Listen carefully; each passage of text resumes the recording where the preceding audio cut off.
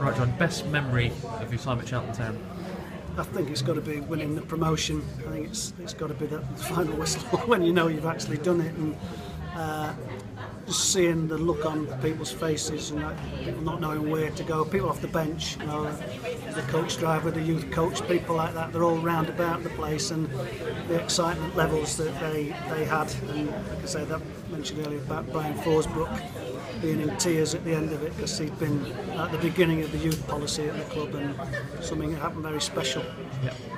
And what's your worst memory of your time at Cheltenham? There weren't too many bad moments. Well, we had a couple of runs I remember where we didn't win games, where they went against us, and for whatever, you know, again I took that Wickham coming in, John Gorman winning 2-0, and we missed a penalty, gave a penalty away, and it was something like the 12th or 13th game without a win, and that was a real blow, particularly at home. And going up to the director's room after the game on a Tuesday night, and there's nobody there, you know, you're on your own a little bit sometimes as a manager, and that was one of those moments. Yeah.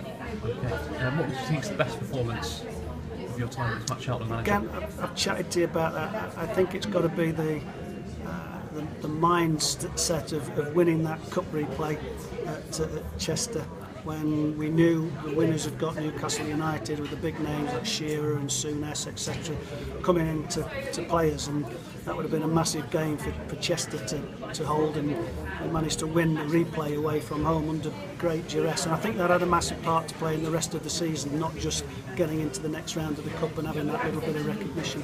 Yeah. Okay. What would you say is the worst performance as Cheltenham manager? Worst feeling, not necessarily the worst performances, but you know, when you're going and trying hard, you know the group of lads are working hard, you have a spell, like I said, with 12 or 13 games without a win, and you're not quite sure yourself where it's going to come from, so you've got to try and be strong with those players, and it was the worst result, that Wickham one, because I can remember it more than anything.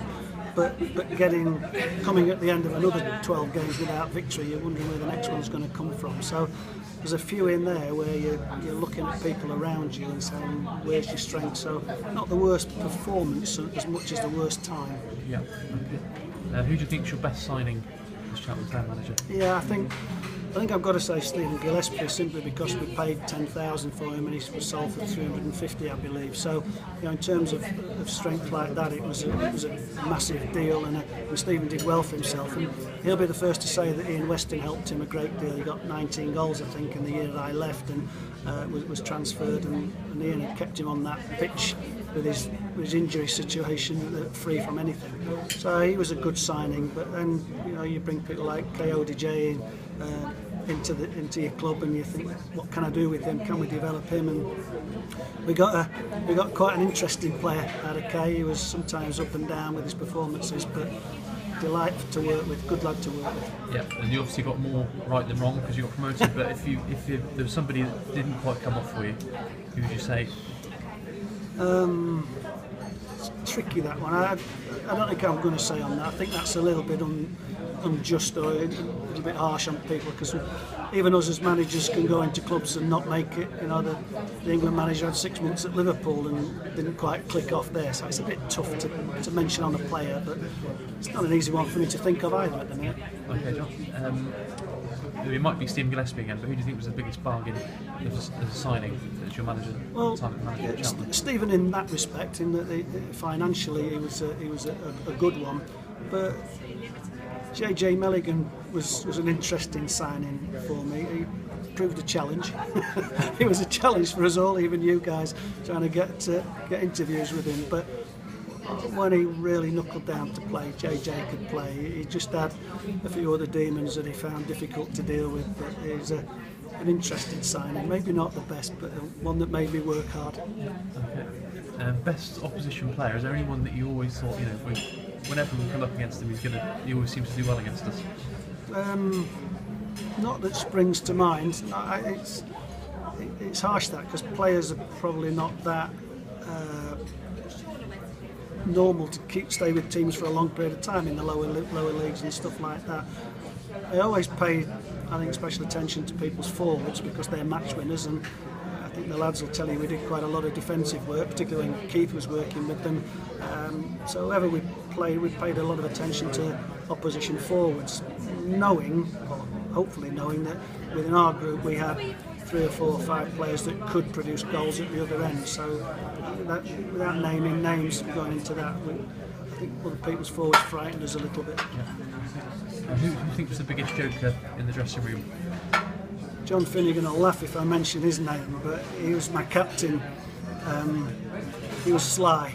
He would do things that would probably do things at 10 o'clock that would get found out at 12 o'clock, and take pleasure in knowing that that's been there for a couple of hours or whatever. But always in a pretty good spirit, I have to say. He knew his targets, and he knew he couldn't upset Spence too much because he was a big lad.